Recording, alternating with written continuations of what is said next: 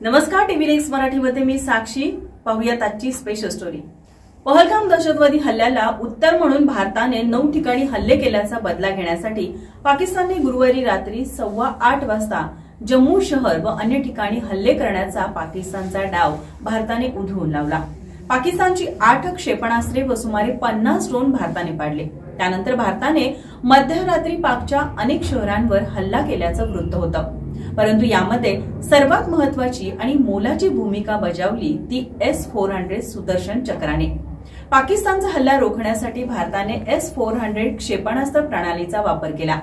S-400 क्षेपणास्त्र प्रणाली भारताला मिळण्यासाठी तत्कालीन माजी संरक्षण मंत्री दिवंगत मनोहर पर्रिकर यांनी दाखवलेली दूरदृष्टी आता भारतीय सैन्यासाठी अतूट शक्ती ठरल्याचं पाहायला मिळत आहे. ऑपरेशन सिंदूर नंतर पाकिस्तानचा चांगलाच तीळपापड झाला. यानंतर पाकने भारतावर हल्ले सुरू केले. यावेळी भारताची अत्याधुनिक S-400 क्षेपणास्त्र प्रणाली पूर्णपणे सक्रिय राहिली. ही S-400 क्षेपणास्त्र प्रणाली भारतीय लष्कर आणि वायू दलासाठी एक मजबूत सुरक्षा कवच ठरत आहे. S-400 क्षेपणास्त्र प्रणालीने पाकिस्तानकडून हवेत सोडण्यात आलेले अनेक ड्रोन आणि क्षेपणास्त्रे नष्ट केली. भारताकडे असलेली surface to air defence S-400 क्षेपणास्त्र प्रणाली 400 किलोमीटर अंतरावरील शत्रूंचे लक्ष्य नष्ट करण्यास सक्षम आहे. S-400 क्षेपणास्त्र प्रणालीचा करण्यात आलेला करार भारतासाठी आता वरदान ठरत आहे, कारण ही प्रणाली भारतीय लष्करासाठी अभेद्य ताकद ठरत आहे. तत्कालीन संरक्षण मंत्री मनोहर पर्रिकर यांच्या कार्यकाळात याचा करार करण्यात आला होता. S-400 करार प्रत्यक्षात उतरवून भारताची ताकद वाढवण्यासाठी तत्कालीन संरक्षण मंत्री मनोहर पर्रिकर आणि पंतप्रधान नरेंद्र मोदी यांनी केलेले प्रयत्न या भारत आणि पाकिस्तानच्या तणावाच्या पार्श्वभूमीवर अचूक ठरताना पाहायला मिळत आहे. भारताच्या S-400 एअर डिफेन्स टेक्नॉलॉजी समोर चायनीज मिसाईल आणि अमेरिकेची अत्याधुनिक लढाऊ विमानं देखील कुचकामी ठरली. भारताने ही S-400 एअर डिफेन्स प्रणाली रशियाकडून खरेदी केली होती. ही आणि UAS ग्रिड एअर डिफेन्स प्रणाली नेमकी कशी काम करते हे पाहूयात. भारतीय लष्करातील सूत्रांकडून मिळालेल्या माहितीनुसार भारतीय वायुसेनेनं अँटी एअरक्राफ्ट गन्स आणि सरफेस टू एअर मिसाईल याचं मिश्रण करून पाकिस्तानचा हा ड्रोन आणि मिसाईलचा हल्ला फेल केला होता.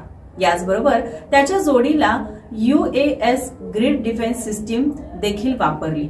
ही सिस्टीम ड्रोन आणि हवेतून येणाऱ्या कोणत्याही हल्ला परतवून लावण्यास सक्षम आहे. या सिस्टीममध्ये येणारा हल्ला ओळखण्यासाठी रडार आणि रेडिओ फ्रिक्वेन्सी सेल्सचा वापर केला जातो.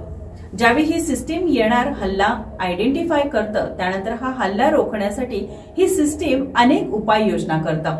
त्यात रेडिओ सिग्नल जाम करण्यासारख्या पद्धतीचा देखील वापर केला जातो. यानंतर या सिस्टीमद्वारे इंटरसेप्टर प्रोजेक्टाईल देखील फायर केल्या जातात. आपण भारतानं पाकिस्तानी मिसाईल आकाशात नेस्तनाबूत करण्याचे व्हिडिओ पाहिले आहेत. हे सर्व मिसाईल या UAS ग्रिडद्वारे नेस्तनाबूत केलेत. आता वळूयात रशियन बनावटीच्या S-400 मिसाईल डिफेन्स सिस्टीमकडे. भारतानं मोठा आणि क्लिष्ट असा सीमावर्ती भाग लाभला. त्यामुळे प्रत्येक ठिकाणी भारतीय वायुदल या सीमांचे संरक्षण करू शकेल असं नाही. त्यामुळे भारतीय वायुदल हे इंटिग्रेटेड UAS प्रणाली आणि S-400 मिसाईल डिफेन्स सिस्टीम याचं मिश्रण करून भारतावर होणाऱ्या ड्रोन, मिसाईल आणि फायटर जेट्सचा हल्ला परतवून लावला जातो. या सुरक्षेतील एक लेअर हा S-400 मिसाईल डिफेन्स सिस्टीमचा असतो. ही सिस्टीम 600 किलोमीटरवरून भारताच्या दिशेने येणाऱ्या कोणत्याही हवाई हल्ल्याला आधीच ट्रॅक करतं. तसंच 400 किलोमीटर अंतरावरच हा हल्ला निष्क्रिय करतं. भारतीय लष्करी प्रणालींमध्ये ही सर्वात महत्वाची डिफेन्स प्रणाली आहे. याचं महत्व आपल्याला गेल्या 24 तासात दिसून आलंय. S-400 या एअर डिफेन्स प्रणालीत 3 महत्वाचे घटक आहेत. यात शक्तिशाली रडार सिस्टीमचा समावेश होतो. हे रडार 360 डिग्रीमध्ये शत्रूची मिसाईल ट्रॅक करू शकतं.